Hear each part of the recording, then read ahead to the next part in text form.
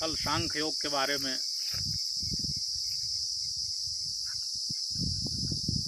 हम चर्चा कर रहे थे।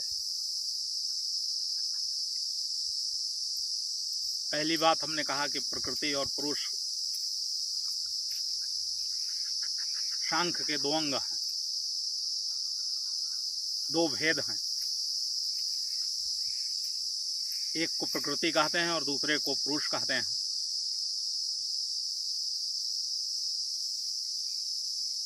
इसी तरह से दूसरे शब्दों में उसको जड़ और चेतन भी कहा जा सकता है, क्योंकि प्रकृति जड़ है और पुरुष चेतन है। चेतन आत्मा जो है उसको पुरुष कहेंगे और प्रकृति जो है उसको जड़ तत्व भी कहते हैं। जड़ तत्व इसलिए कहते हैं क्योंकि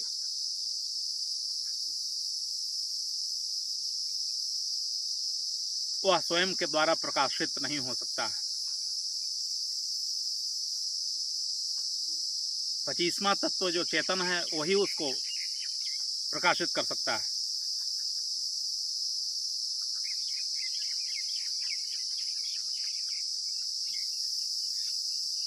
चौबीस तत्वों में उद्विग्नता जो आती है वह 25वें तत्व के प्राप्त होने से आती है। संक्षोभ जो प्राप्त होता है जड़ों में, जड़ तत्वों में जो भूचाल आते हैं,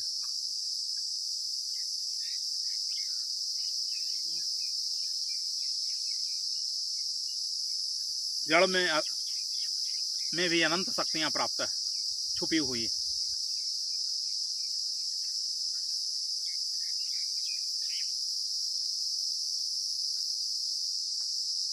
जिसको माया भी कहते हैं,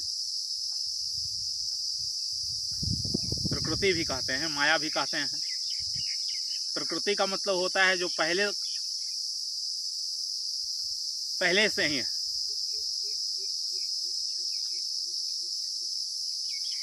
यानी दोनों भाई जैसा है, दोनों अनादि अनंत हैं। जिस दिन से पुरुष बना है उसी दिन से प्रकृति बनी है, उसी दिन से माया बनी है। और इन सब का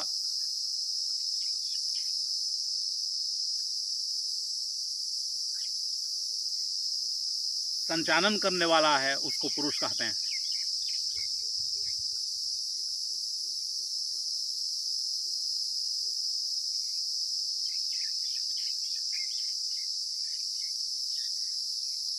इसके 5 प्रमुख सिद्धांत हैं। पहला है सत्कार्यवाद। दुनिया में अगर हम सत्कार्य कोई करना चाहते हैं, अगर कोई उत्तम कार्य करना चाहते हैं, तो बिना सांख्य शास्त्र को समझे हुए नहीं हो सकता है।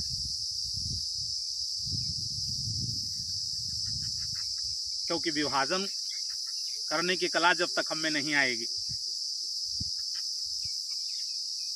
जब तक चेतन सत्ता को हम समझ नहीं पाएंगे, तब तक इंद्रियों से हम ठीक ढंग से काम नहीं ले सकते हैं।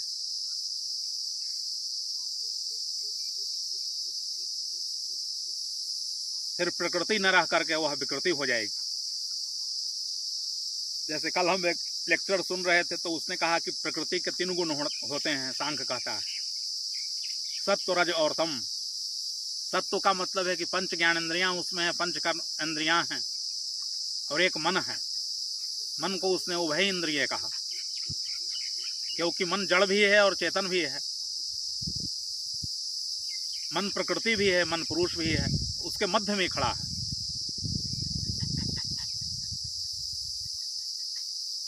मन जब पुरुष के तरफ जाता है, उससे तालमेल जब बिठा लेता है, आसक्त हो जाता है, तो चेतन जैसा लगता है। और इंद्रियों के साथ जब अपना संबंध स्थापित करता है तो जड़ जैसा हो जाता है। बड़ा विचित्र मन है। मन को परिभाषित करना बड़ा कठिन है।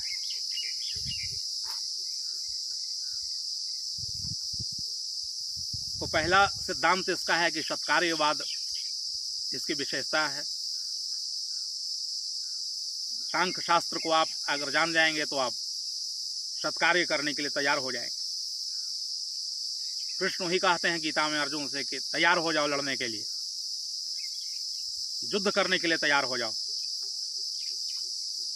जानो कि तुम एक आत्मा हो, तत्व से जान करके, क्योंकि ज्ञान सबसे श्रेष्ठ है दुनिया में, इसके समान पवित्र करने वाला और कुछ भी नहीं है। क्योंकि ज्ञान योगियों की निष्ठा जो है सांख्य योग से ही होता है। तो कृष्ण सोचे कि चलो सबसे उत्तम बात बताते हैं इसको। अब तक जो हमारे देश में खोजा गया है उसमें सांख्य सबसे प्रबल है, सांख्य सबसे उत्तम। सांख्य के बाद ही अन्य सिद्धांत हमारे यहाँ बनाए गए हैं कि पतंजलि का योग है, कि अद्वैत वेदांत है, कि ब्रह्म सूत्र है, कि भक्ति सूत्र है।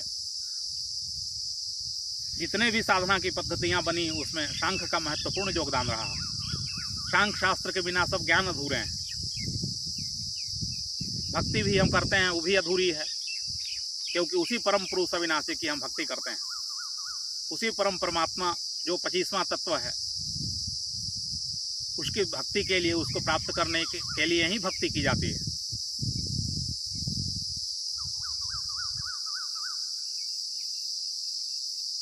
तो तत्व का विभाजन होने से स्पष्ट हो जाता है कि सत्य और असत्य क्या है।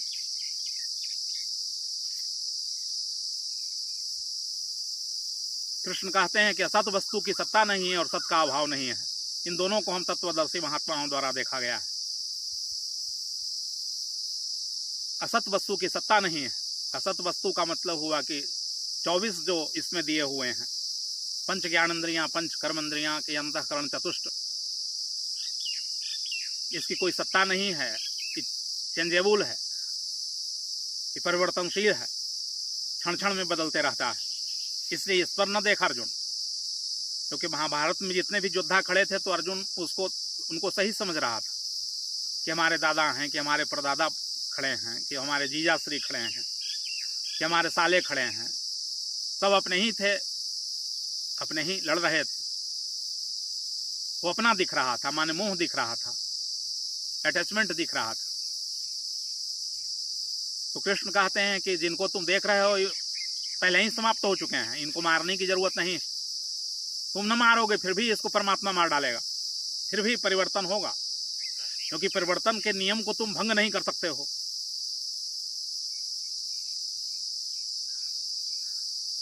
जो वेदों ने ऋत कहा है, जिसको ऋत का मतलब होता है ऋतंभरा प्रज्ञा, जिससे यह संसार चल रहा है, परिभ्रमण कर रहा है। तो उस ऋतंभरा प्रज्ञा को तुम नष्ट नहीं कर सकते हो। इससे तुम तो अपना कर्तव्य का पालन करो, फिर तुम क्षत्रिय भी हो, तो इस हिसाब से भी तुमको युद्ध करना ही श्रेयस्कर है। असल में हम सब लोग युद्ध में लगे हुए हैं, लेकिन कृष्ण एक नया संदेश देते हैं कि युद्ध कैसे करना है। इसका पहले भी बहुत युद्ध हुए थे। कहते हैं कि सांख्य शास्त्र को तू समझ हमारे द्वारा, और अपने स्वरूप में स्थित होकर के चेतन तत्व को पहचान करके अगर तू लड़ेगा, उसके स्मरण करते हुए अगर तू लड़ेगा, तो पाप को प्राप्त नहीं होगा। पाप को प्राप्त नहीं होगा, इसका मतलब है कि पुण्य को भी प्राप्त नहीं होगा। पाप और पुण्य दोनों से ऊपर उठ जाएगा। कबीर ने भी कहा है कि माया महा ठगनी हम जानी,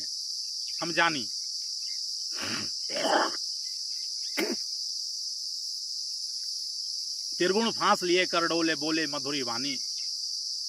माया महाठगनी हम जानी। कि माया जो है वह महाठगनी है। महाठगनी माने लूटता है हमको लूट ही रहा है। हमारे भीतर जो प्रपंच भरे हुए हैं, हमने कल कहा कि लोग बड़े खुश होते हैं, लेकिन काम वासना हमको लूट रही है, निरंतर लूट रही है। क्रोध हमको लूट रहा है, रजोगुण हमको लूट रहा है, सत्वगुण हमको लूट रहा है, तमोगुण हमको लूट रहा है।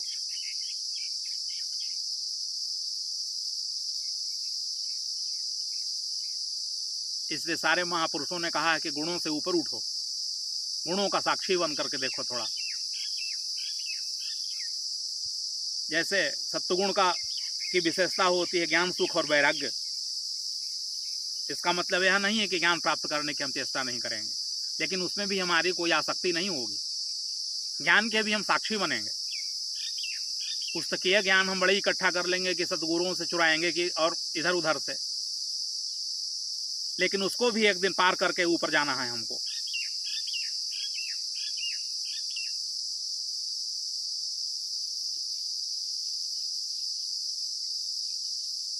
तो कबीर ठीक कहते हैं कि माया महाठगनी, महाठगनी है, बड़ा मधुर मधुर वाणी बोलती है।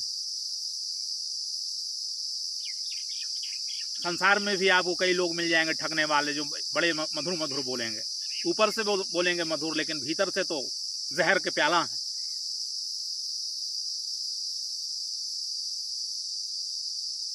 त्रिगुण फांस है माया के पास, सत्व गुण के फांस, रजोगुण के फांस, तमोगुण के फांस। जैसे हमने सुना है कि बुद्ध के पास कामदेव ने अपनी 3 लड़कियों को भेजा। यही 3 लड़कियां सत्वगुण, रजोगुण, तमोगुण से संबंधित, तीनों एक से एक सुंदर थी। बुद्ध अपने स्वरूप में स्थित हो गए थे, उनकी चित्त की वृत्तियां शांत हो गई थी। समझ गए थे कि 24 तत्व क्या है और 25वां तत्व क्या है। 25वें में स्थिति प्राप्त कर लिए थे, और उसी क्षण माया की देवियां आती हैं, कामदेव भेजता है, क्योंकि कामदेव तभी भेजता है, सब लोगों को नहीं भेजता है। साधारण व्यक्ति जो हैं कि स्त्री चाहते हैं कि सुंदर लड़की मिल जाए हमको, उनके पास कोई इंद्र और देवता और कोई माया भी उनको पसंद करने के लिए तैयार नहीं है। लेकिन बुद्धत्व को जब कोई प्राप्त करता है, जिनत्व को कोई जब प्राप्त करता है, ब्रह्मत्व को कोई प्राप्त करता है, अरहंत को कोई प्राप्त करता है, तो निश्चित रूप से उसके चारों तरफ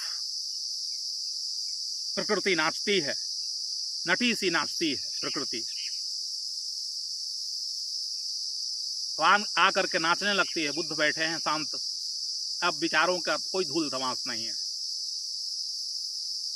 अज्ञानता का कोई भी चिन्ह नहीं है। शरीर बिल्कुल जर्जर हो चुका है उनका। एक चित्र है, हमने देखा है गौतम बुद्ध का, लग रहा है कि 80 साल के हो गए, सब गाल पिचका हुआ है, सब हड्डियां दिखाई दे रही है, पूरे शरीर में अस्थि पंजर दिखाई दे रहे हैं। तो फिर पूछते हैं, जब थक जाती है नाचते नाचते, छोड़ देते हैं उसको चुपचाप, कुछ मना भी नहीं करते हैं कि क्यों नाच रही हो भाई। लेकिन जब एकदम थकने लगती है तो फिर पूछते हैं कि किसके लिए नाचती हो तुम।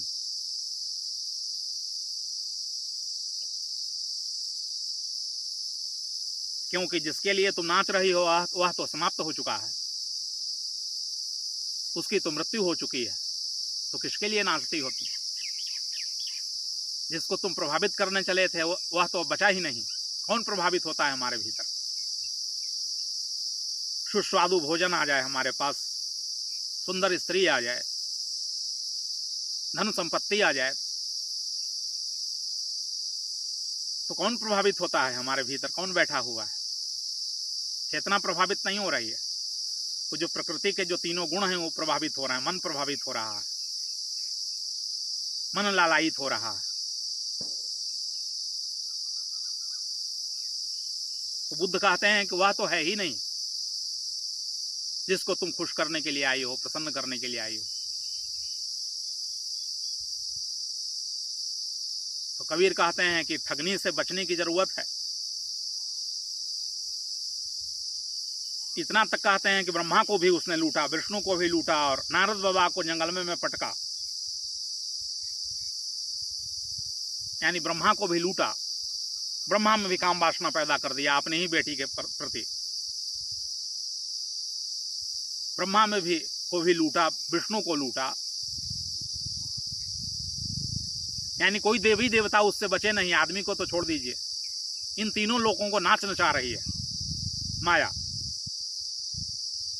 माया कोई साधारण नहीं है।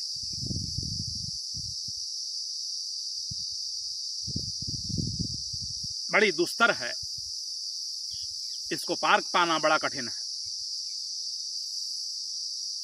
हाँ, अगर कोई सांख्य सूत्र का अवलंबन कर ले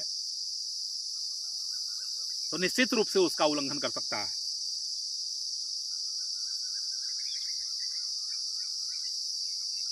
तो सूत्र क्या है हम चर्चा करेंगे, लेकिन अभी उसके कौन से सिद्धांत हैं। तो पहला सिद्धांत तो है कि सत्कार्यवाद की तरफ अग्रसर करता है। जैसे ही हम समझेंगे सांख्य को तो सत्कार्य में शुरू हो जाएगा हमसे, हम करेंगे नहीं, जो भी करेंगे वो सत्कार्य होगा, जो भी करेंगे वह उत्तम कार्य होगा। दूसरे सिद्धांत इसके हैं कि वह यह द्वैतवाद का समर्थन करता है। हमारे देश में भी सांख्य के दो मत हैं प्रचलित, एक से स्वर सांख्य है और एक निरीश्वर सांख्य है। तो भगवान बुद्ध शायद निरीश्वर सांख्य को मानने वाले थे। उन्होंने कहा कि प्रकृति है और पुरुष है, बस और कोई जरूरत नहीं है। पुरुष ही एक दिन समाप्त हो जाएगा, वो भी जीरो हो जाएगा, निर्वाणता को प्राप्त हो जाएगा, प्रकृति भी शांत हो जाएगी, वो भी शून्य हो जाएगी। इसलिए उन्होंने कहा कि सब शून्य है। विवेकानंद को भी अमेरिका में जब बोलने के लिए दिया गया जीरो पर, तो फिर बोले, क्योंकि सब लोगों ने समझा था कि शून्य तो कोई महत्व का नहीं होता है। तो और सब लोगों को तो सब्जेक्ट दिया गया था, इनको जब बोलने की बारी आई तो फिर शून्य दिया गया।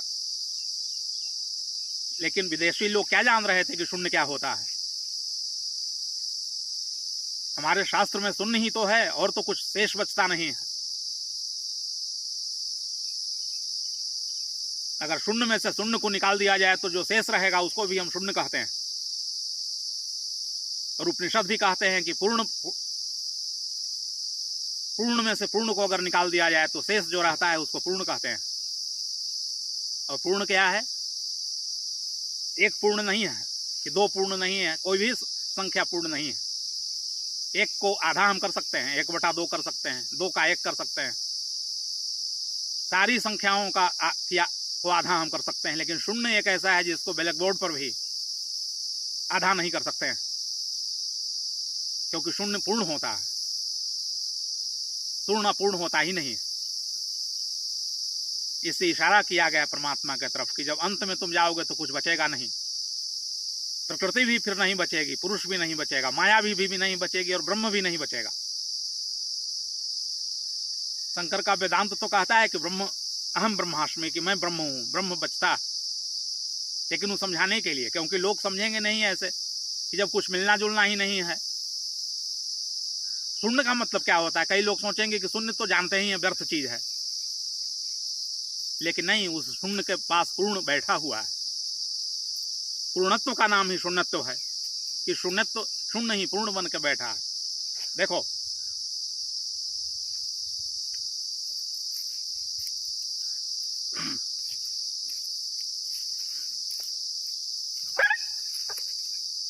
तो जिस दिन कोई शून्य होता है, जिसका चित्त एकदम साफ हो जाता है, जैसे आईना पर धूल जम जाती है और आईने को हम धूल से साफ कर देते हैं,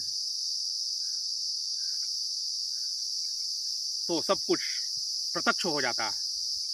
थोड़ा मन दर्पण कहलाए, भले बुरे सारे कर्मों को देखे और दिखाए, थोड़ा मन दर्पण कहलाए।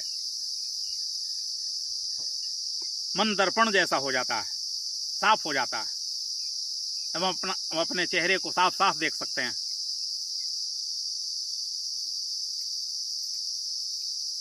और जब स्वयं को साफ साफ देखेंगे तो फिर सब कुछ बाहर का भी दिख जाएगा साफ साफ। फिर असत कार्य हमसे संभव ही नहीं हो सकते हैं। ऐसा संभव ही नहीं हो पाएगा कि हम थोड़ा झूठ बोल लें। और अगर झूठ का प्रयोग भी किया जाएगा तो असत्य को नष्ट करने के लिए ही किया जाएगा। कृष्ण कई जगह बोले हैं कि झूठ का भी अपना महत्व है, झूठ का भी प्रयोग किया जा सकता है। जहां सत्य पराजित हो रहा है वहां झूठ बोलने की जरूरत है।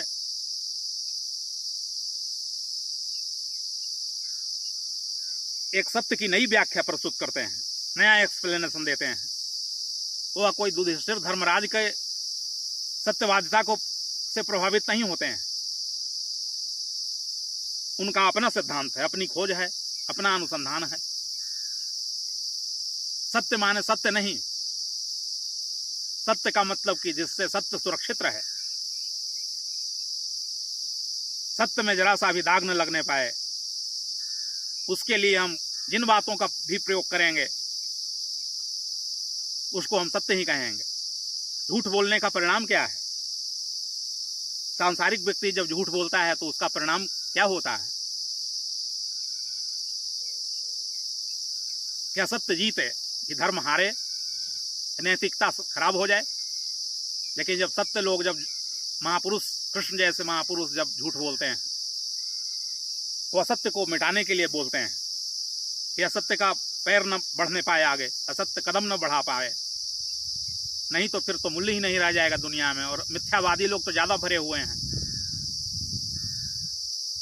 तो शांख सूत्र के तत्व को अगर समझ ले, कोई निर्णय कर ले, तो उससे सत्य ही संभव है, असत्य संभव तो हो ही नहीं सकता। और दूसरा सिद्धांत है कि इसको सब लोगों ने द्वैतवाद कहा। हालांकि द्वैतवाद नहीं है, देखने में लग रहा है कि प्रकृति पुरुष, लेकिन इसका परिणाम जो है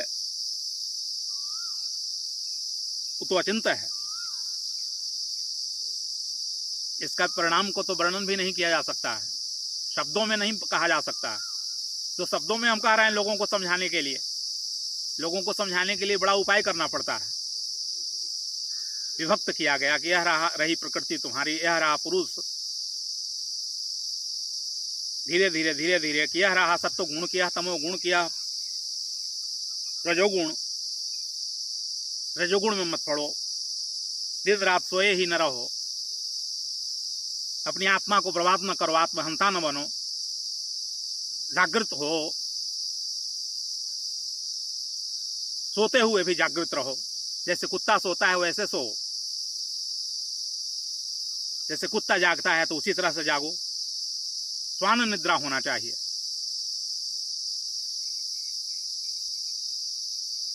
तो समझाने के लिए द्वैतवाद कहा गया कि सांख्य शास्त्र जो है द्वैतवाद है, क्योंकि दो ही चीजों की बात करता है, प्रकृति की बात करता है, पुरुष की बात करता है, जड़ की बात करता है, चेतन की बात करता है। लेकिन फिर बात समाप्त भी करेगा। लेकिन अभी आप आगे बढ़ेंगे तभी सदगुरु देखेगा कि अब कहां बात समाप्त की जाए। और तीसरा सिद्धांत है कि तीनों दुखों का निवारण करने वाला है, क्योंकि संसार में 3 प्रकार के दुख होते हैं, दैहिक, दैविक, भौतिक। तापा राम राज काहू नहीं व्यापा। आधि दैविक, आधि भौतिक, आधि दैहिक। तो 3 प्रकार के जो ताप हैं, जो त्रिशूल हैं हमारे पास, जैसे भगवान शिव के पास त्रिशूल है। त्रिशूल क्यों रखे हुए हैं? बड़ा प्रतीक बढ़िया है। तीनों शूलों को नष्ट करने वाले हैं, दैहिक, दैविक, भौतिक जो ताप है। सारे सदगुरु तीनों शूलों को शांत करने के लिए ही आते हैं। तो 3 दुखों का वर्णन किया गया है सांख्य शास्त्र में भी, कि आधि दैविक, आधि भौतिक,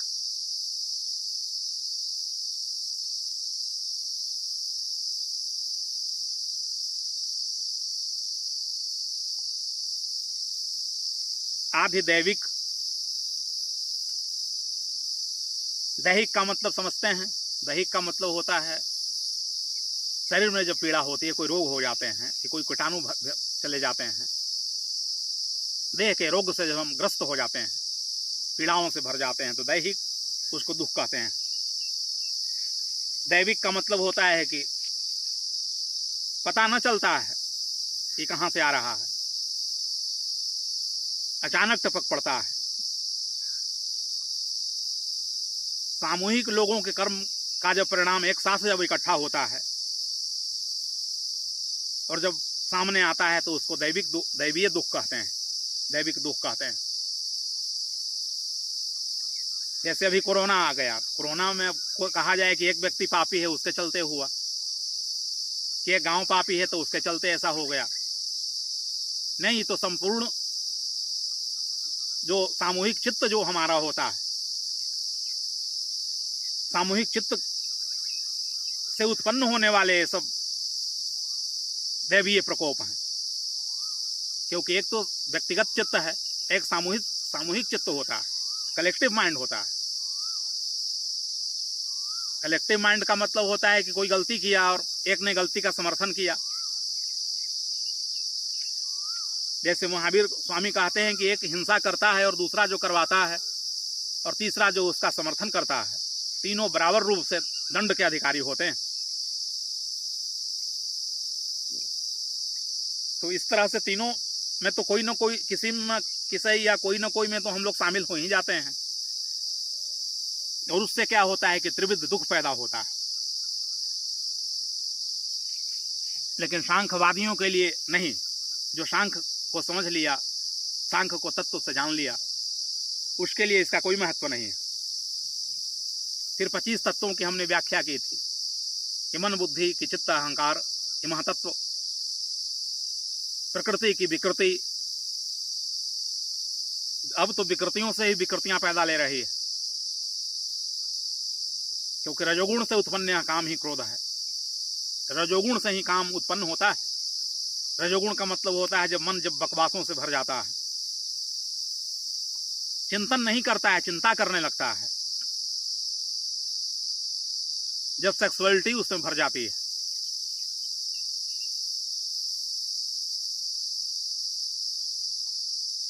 क्या होता है कि काम वासना की उत्पत्ति होती है। रजोगुण से उत्पन्न होता है। रजोगुण का मतलब होता है मन जब ज्यादा गतिशील हो जाता है। मन अगर रुक जाए तो फिर अगर उसमें गति ना हो, गति अगर के तरफ अगर जाने लगे तो फिर काम ऐसे विदा हो जाएगा जैसे बादल विदा हो जाते हैं हवा चलने से। इसलिए ज्ञानी लोग कहते हैं कि मन को शांत करो।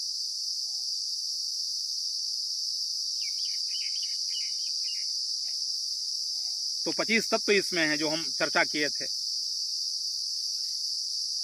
और 5वां सिद्धांत है विकासवाद। अगर इस सिद्धांत को हम समझ लें, इस दर्शन को हम समझ लें, इस शास्त्र को हम अगर समझ लें, तो विकास होने में कोई भी संदेह नहीं है। अगर आप समझ लें कि हमारा मुल्क पूरा चिंतन करना शुरू कर दे तो फिर चेतन तत्व को प्राप्त कर ले। अगर समाधि बढ़े कि ध्यान बढ़े देश में, तो आप थोड़ा चिंतन करके देखें क्या होगा। साधारण रूप से भी, वैचारिक रूप से भी अगर आप चिंतन करेंगे तो लगेगा कि संपूर्ण समस्याओं का समाधान हो गया। क्योंकि रजोगुण पर अगर कमांड हो गया तो काम की प्रवृत्ति ही खत्म हो गई। तो स्वाभाविक रूप से ही हम ब्रह्मचर्य की तरफ अग्रसर हुए, तो जनसंख्या अपने आप शांत हो जाएगी। जनसंख्या के कारण ही इतने कलह मचे हुए हैं कि जातिवाद फैले हुए हैं, सारे उपद्रव फैले हुए हैं, रोग फैल रहा है, कि भूखमरी फैल रही है।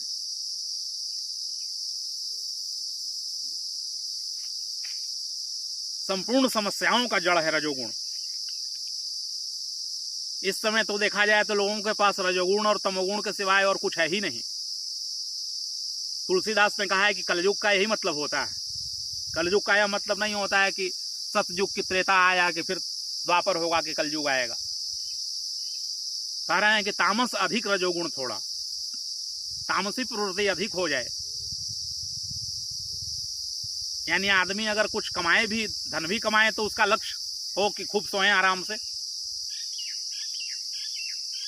5 घंटे में नींद पूरी की जा सकती है कि 6 घंटे में, लेकिन लोग 12-12 घंटा अपना आनंद ले रहे हैं, सो ही रहे हैं और उसके सिवाय कुछ कर ही नहीं रहे हैं। तो अब सांख्य अगर फैलेगा हमारे देश में, अगर इसका प्रचार होगा, तो काम रुक जाएगा। इसका यह मतलब नहीं है कि क्रिएशन नहीं होगा, कि बच्चे नहीं होंगे। जैसा कि हमने पहले कहा था कि जब रजोगुण की कमी रहेगी हमारे भीतर, सत्वगुण की बढ़ोतरी होगी, तो बच्चे निश्चित रूप से ही सुंदर हो सकते हैं, परिपक्व हो सकते हैं, समझदार हो सकते हैं। वो कोई लड़की के पीछे नहीं दौड़ेंगे बड़े होंगे तब, कि कोई धन के पीछे नहीं दौड़ेंगे, बड़े ही शांत होंगे।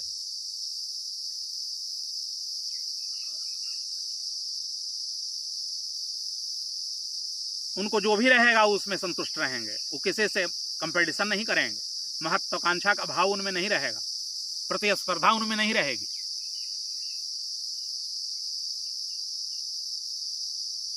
रजोगुण की स्थिति ऐसी है कि शिक्षा भी रजोगुणी है, शिक्षक भी रजोगुणी भरे हुए हैं, विद्यार्थी तो फिर कैसा रहेगा।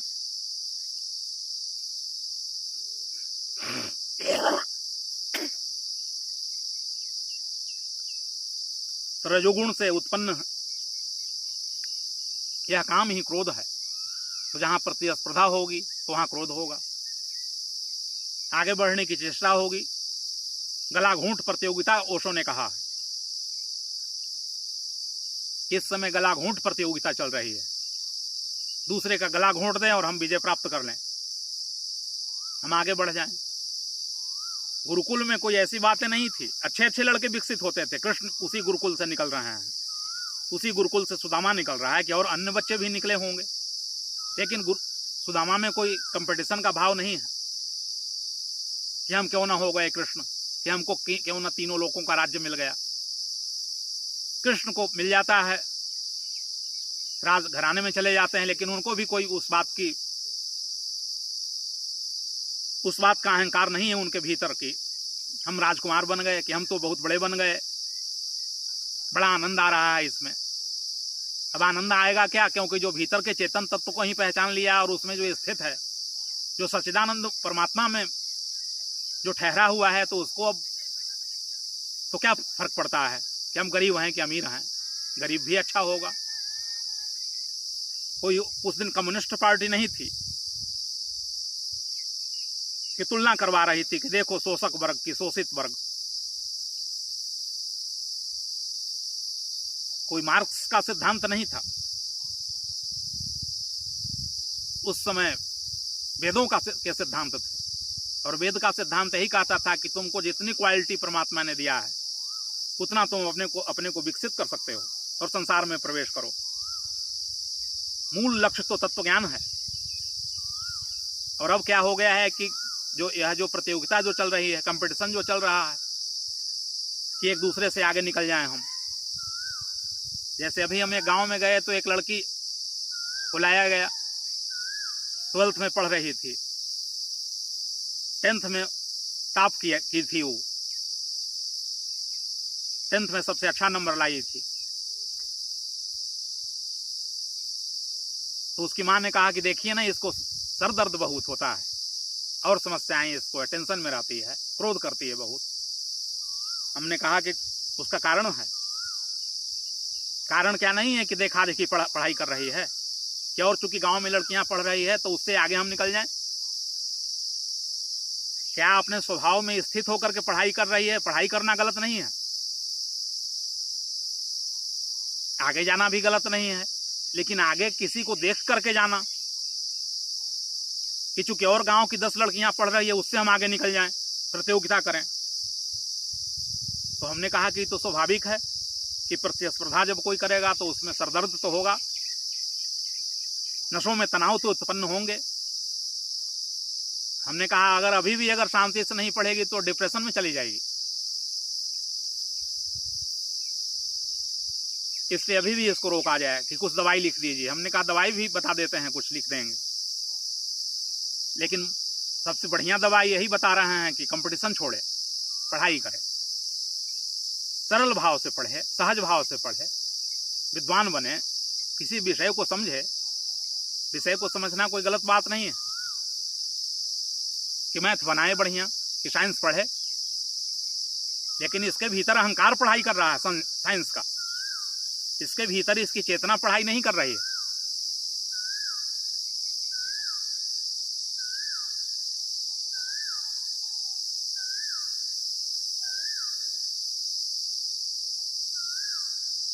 तो क्या है कि वही गुणों में उलझे हुए हैं। रजोगुण है, रजोगुण कंपटीशन करता है, तमोगुण कंपटीशन नहीं करता है। वो कहता है कि छोड़ो इन बातों से भी क्या लेना देना। वो कोई बाह्य ज्ञान भी अर्जित नहीं करना चाहता। वो कहता है कि हमको सोने का मौका दो, बस जितना जरूरत है उतना पैसा आते रहे, सब कुछ होते रहे, अपना एसी लगी हुई रहे, खाना अच्छा मिलते रहे, निद्रा हमको मिलनी चाहिए।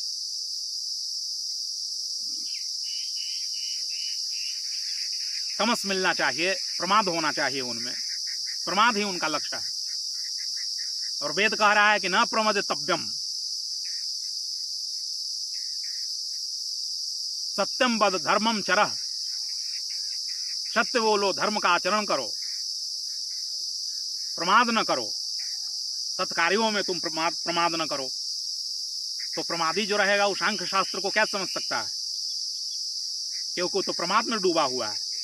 सुबह उठना है 4 बजे ध्यान करने के लिए, तो क्या करेगा कि वो तो उठेगा 8 बजे कि 9 बजे, चलो आज रविवार है, संडे है, तो संडे है तो जागने के लिए था संडे। सन माने सूरज होता है, सूर्य का दिन है, तो सूरज के दिन में तो और जागना चाहिए। सूरज तो जाग रहा है, जल्दी जाग गया, जल्दी रोशनी फैला रहा है। तो सांख्य शास्त्र से हम संपूर्ण ज्ञान को प्राप्त कर सकते हैं। इसको पा लेने के बाद कुछ भी प्राप्त करने के लिए शेष नहीं रह जाता, क्योंकि भीतर से पवित्र हो गए, निश्चल हो गए, निर्मल हो गए। सुदामा को कोई शिकायत नहीं हो रही है, भिक्षा मांग रहा है 5 घर, 5 घर मांगता है, न मिला तो भूखे भी सो जाता है, क्योंकि जो साधना करने वाला है तो उसमें तो बड़ी क्षमता आ जाती है। फिर एक दिन धन भी आ जाता है कि कृष्ण मित्र थे, तो कहानी आप लोग जानते ही। सुदामा को उससे कोई फर्क नहीं पड़ता है कि अब चलो, अब अमीरी आ गई, इतने दिनों से गरीब थे। क्योंकि गरीब तो सोचता है कि अभी तो हम दुखी हैं गरीबी से, एक दिन खुश होंगे हम जब अमीरी आएगी।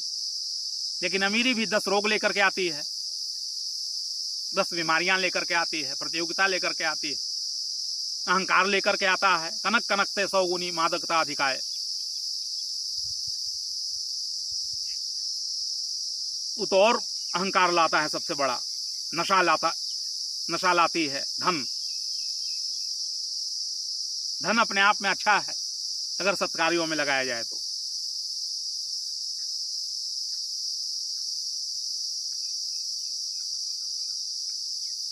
तो सम्यक ज्ञान अगर हमारे पास नहीं रहेगा, सम्यक दृष्टि नहीं रहेगी, सम्यक संकल्प नहीं रहेगा,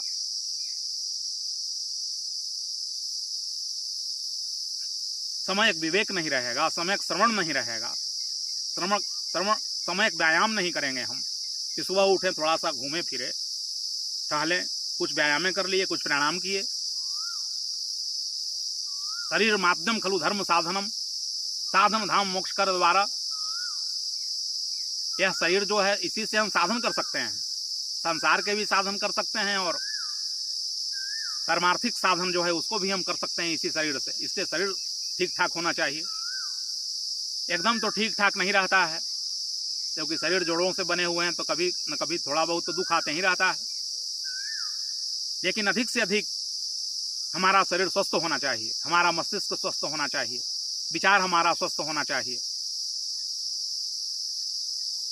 तब हम में एकता आ सकती है। समगच्छध्वम, हम एक साथ चलें वेद कहता है कि जब भीतर से तत्व ज्ञान प्राप्त होता है तो सब में एकता आ जाती है। अभी तो परिवारों में भी एकता नहीं है।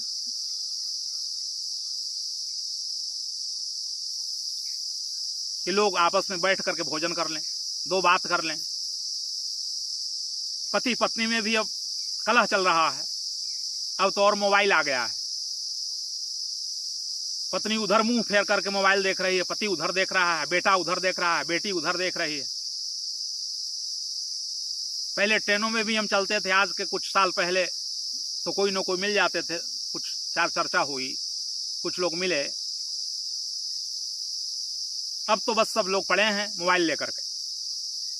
अब तो और प्रमाद बढ़ते चला जा रहा है और आलस से बढ़ते चला जा रहा है। और उसमें भी कुछ खोजेंगे नहीं, उसमें से भी अनुसंधान नहीं कर सकते हैं, उसमें भी कोई अच्छी बातें नहीं पकड़ सकते हैं।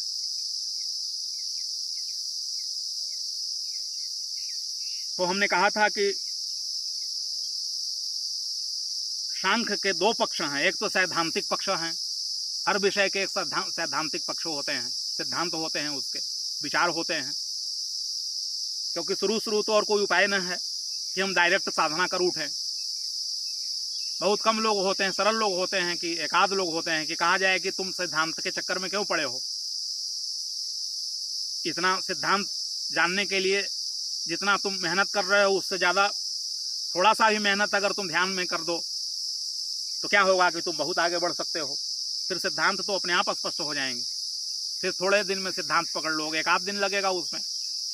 हो सकता है कि पूरी प्रकृति ही तुमको सिखा दे, क्योंकि प्रकृति ऐसा नहीं है कि आपको इसे व्यर्थ मिला हुआ है।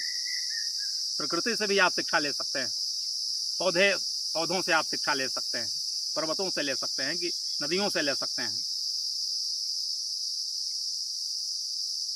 प्रकृति भी बहुत कुछ हमको सिखा रही है। कहाँ सीख रहा है? वृक्ष तो छाया देने के लिए सिखा रहा है। फूलों से नित हंसना सीखो, भंवरों से नित गाना, तरु की रूखी डालियों से नित सीखो शीश झुकाना।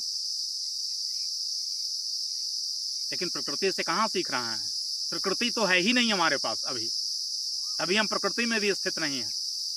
पुरुष में क्या जाएंगे? अभी प्रकृति में भी नहीं है, अभी तो विकृति है। अभी प्रकृति भी विकृति हो गई है। अभी तो हमारे पास शुद्ध काम भी नहीं है, वासनाएं उसकी है। अभी तो बहुत गिरावट उसमें आते जा रहा है। पहले जब गुरुकुल से बच्चे पढ़ करके आते थे तो कहा जाता था कि जाओ तुम गृहस्थ में रहना, या अतिथि तो को देवता मानना, कि माता को देवता मानना, यानी बोध प्रदान किया जाता था कि अब गृहस्थ में तुम कैसे रहोगे, कोई अतिथि आ जाएगा तो कैसे सम्मान करोगे, कैसे क्या करोगे। अब तो बड़े स्वार्थी लोग हैं, अवसरवादी लोग हैं। अब तो बस विश्वविद्यालय हमको डिग्रियां दे रही है, और उन डिग्रियों में इन बातों का कोई महत्व नहीं है। प्रोफेसर पढ़ा रहा है बच्चों को, कि लड़कियों को पढ़ा रहा है, छात्राओं को, और उसी से लव मैरिज भी हो जा रहा है, उसी से शादी भी कर रहा है। पहले आप कभी ना सुने होंगे कि गुरुकुल में ऐसा हुआ, लेकिन आज हो रहा है। प्रोफेसरों और छात्राओं में लव अफेयर चल रहे हैं। तो फिर इसमें सांख्य शास्त्र की प्रकृति का क्या वर्णन किया जा सकता है? तो अब काम की भी विकृति है, क्रोध भी विकृत हो गया है। क्रोध भी सब लोग नहीं करते हैं, सोचते हैं कि लड़ाई हो जाएगी तो मुकदमा होगा, कि झंझट न बढ़े कहीं। लोभ भी एकदम सड़ गया है। कबीर कहते हैं कि कामी तो बहुत है तरह, क्रोधी तरह अनंत, लोभी बंदा ना तरे कहें कबीर सिद्धांत। कहते हैं कि अब तो ऐसी स्थिति हो गया है कि अब क्या कहा जाए कि काम क्रोध लोभ, काम भी विकृत हो चुका है। तो हो सकता है कि काम में तर जाए, भोगते भोगते भोगते भोगते एक दिन ज्ञान हो जाए उसको कि इसमें कुछ रखा नहीं है, खुजली से ज्यादा नहीं है। जैसे पश्चिम को समझ में आ गया है, क्योंकि यहाँ सेक्स वहाँ सेक्स के बारे में कोई बहुत मतलब नहीं है, हम किसी से भी संबंध स्थापित कर सकते हैं, लेकिन परिणाम उसका अच्छा नहीं आया। अब वह हवा हमारे तरफ आ रही है कि बॉयफ्रेंड की गर्लफ्रेंड, धर्म की भी बड़ी चर्चा हो रही है, कि भारतीय संस्कृति की चर्चा हो रही है, लेकिन हवाएं पश्चिम की आ रही हैं। पश्चिम की हवाओं से बड़े लोग प्रभावित हैं।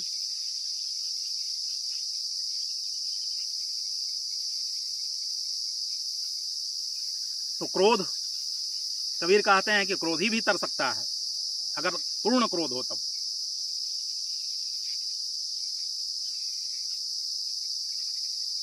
जैसे गौतम बुद्ध के पास आया कोई और कहा कि हमको बड़ा क्रोध आता है, आप क्या कहते हैं? बुद्ध ने कहा कि कितना देरी क्रोध कर सकते हो तुम। उस व्यक्ति ने कहा कि क्रोध कितना देरी कर सकते हो, 2-4-5 मिनट में हम परेशान हो जाते हैं, पूरे नर्वस सिस्टम कांप जाता है, तंत्रिका तंत्र कांपने लगते हैं, और आप कह रहे हैं कितने देर। बुद्ध ने कहा कि इसका मतलब है कि यह तुम्हारा स्वभाव नहीं है। उन्होंने कहा शांत कितना देर रह सकते हो। उस व्यक्ति ने कहा कि शांत तो हम 23 घंटा रह सकते हैं, उससे ज्यादा रह सकते हैं। उन्होंने कहा कि इसका मतलब है कि स्वभाव क्रोध नहीं है, क्योंकि अगर क्रोध स्वभाव होता तो फिर उसी को करते रहते। तो शांख स्वभाव की बात करता है कि तुम्हारा असली स्वभाव क्या है। तो असली स्वभाव है अपने स्वरूप में स्थिति प्राप्त करना। असली स्वभाव हमारे पास प्रकृति तो है ही नहीं, विकृति ही नहीं है, विकार ही नहीं है हमारे पास। हमने तो प्रकृति को भी शांत कर लिया, तो प्रकृति कहाँ, अब तो विकृति यहां काम कर रही है, विकृत लोग हैं। तो कबीर कहते हैं कि उनमें से भी विकृत कौन है। अगर चलो ठीक है, इसमें भी तुलना कर लेते हैं, ऐसे तो काम भी व्यर्थ है, कि क्रोध भी व्यर्थ है, कि लोभ भी व्यर्थ है, लेकिन इन तीनों में सभी सड़ा व्यक्ति कौन है, सड़ा गला कौन है, जिसके ऊपर उठने की कोई भी संभावना नहीं है। कामी तो उठ जाएगा, हो सकता है कुछ टाइम लगे, क्रोधी भी उठ जाएगा, लेकिन कहते हैं कि लोभी बंदा ना तरे, कहे कबीर सिद्धांत। सिद्ध कबीर कह रहा है, जैसे सिद्ध कपिल कह रहे थे, सांख्य शास्त्र का वर्णन कर रहे थे, तो उसी तरह से कबीर भी कहते हैं, कबीर भी सिद्ध हैं। जब कोई सिद्ध हो जाता है तो जानत तुम्हें हो जाई, उसको जान करके फिर वही हो जाता है। ब्रह्म विद ब्रह्म ही वो भवति, ब्रह्म को जान करके लोग ब्रह्म ही हो जाते हैं। परमात्मा क्यों चाहेगा कि आप कम रहो हमसे, वो चाहेगा कि हमारे जैसे हो जाओ तुम। तो कबीर कहते हैं कि लोभियों की कोई भी स्थिति नहीं है। लोभी व्यक्ति तो अनंत अनंत जन्मों तक भटकते चला जाएगा, भटकते रहेगा, और उस अंतिम सोपान पर कभी नहीं पहुंच पाएगा। क्योंकि लोभी को तो दिखेगा भी नहीं, क्रोधी को तो दिख भी रहा है कि हमारे भीतर क्रोध उत्पन्न होता है, कि हमारे शरीर कांप रहे हैं, नर्वस सिस्टम हमारा काम करना बंद कर रहा है, पागलपन जैसा पैदा कर रहा है भीतर। कामी को भी लग रहा है कि हमारी ऊर्जा निष्कासन की तरफ जा रहा है, हम धीरे धीरे कमजोर होते जा रहे हैं।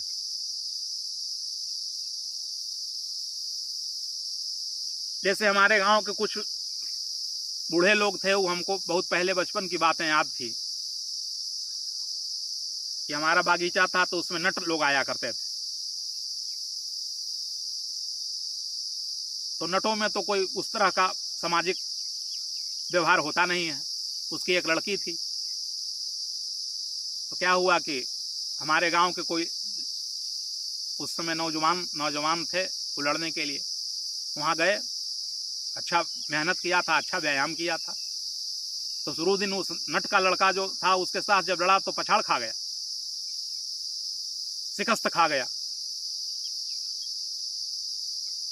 फिर जो नट का जो बैठा हुआ था, उसका जो बाप जो बैठा था, उसके एक लड़की थी खूबसूरत,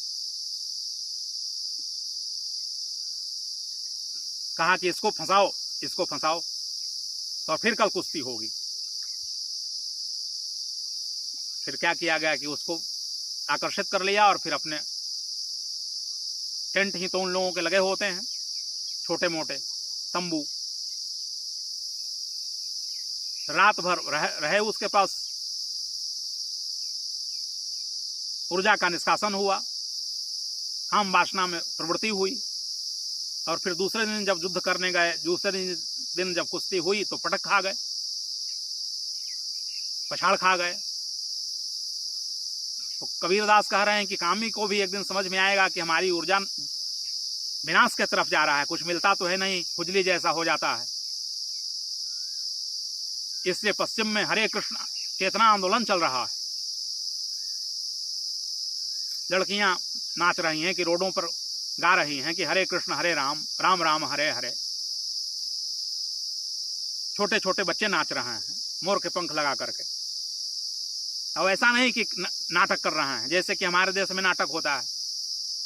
हमारे देश में भी लोग अखंड करते हैं 24 घंटा के, लेकिन उनमें कोई चेहरे पर तेज दिखाई नहीं पड़ता है, कोई सुंदरता दिखाई नहीं पड़ती है। लेकिन अंग्रेजों को हमने देखा, वो सब जब करते हैं अंग्रेजों के मंदिरों में जाकर के, तो उनकी छवि ही कुछ अलग है। सच्चे हृदय से करते हैं। ध्यान भी कोई आकर के किया पश्चिम का हमारे देश में तो बड़े स्वच्छ मन से करता है।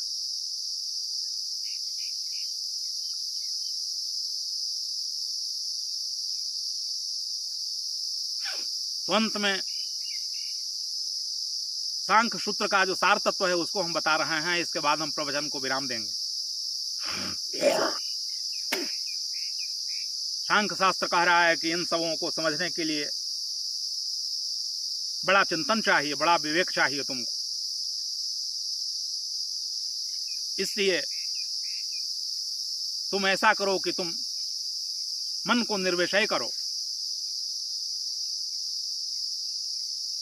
ध्यान के द्वारा तुम मन को निर्विषय करो, मन को निर्विकार करो, विचारों से रहित करो उसको। साक्षी भाव का सूत्र देता है कि तुम देखो मन को, बैठ जाओ मौन सुबह किसी वृक्ष के नीचे, जहां भी तुमको अच्छा लगे, स्वच्छ जगह में, और बस देखो, अपने को अलग करो। ध्यानम निर्विषयम मनः बड़ा प्रमुख सूत्र है।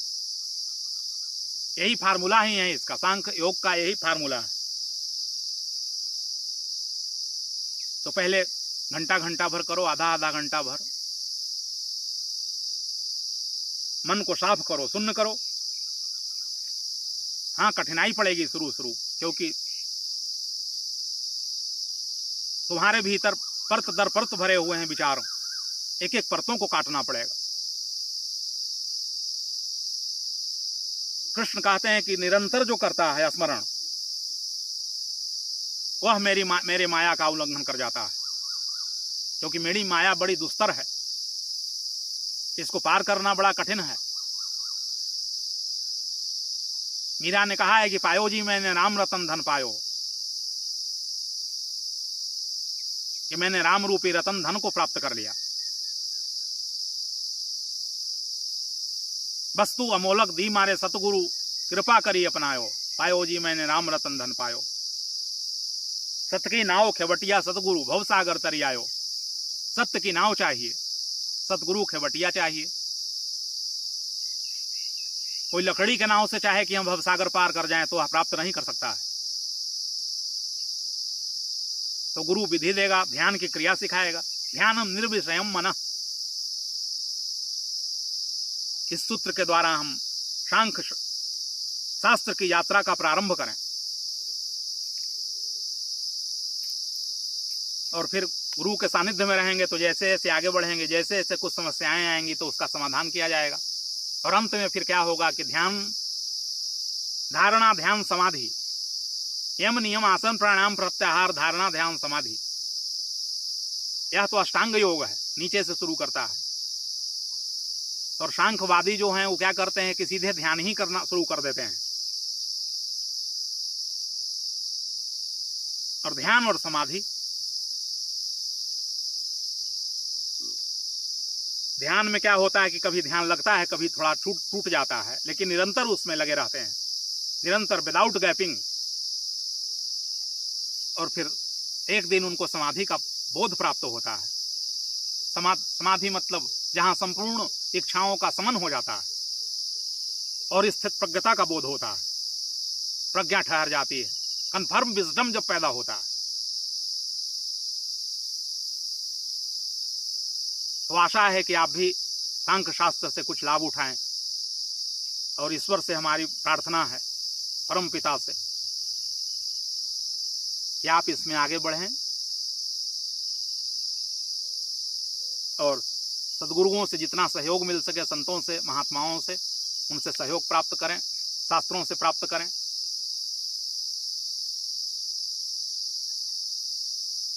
और अंत में हम सांख्य शास्त्र के प्रणेता कपिल मुनि को मैं हृदय से मैं प्रणाम करता हूँ। मेरे प्रणाम स्वीकार करें। ओम शांति शांति शांति ही।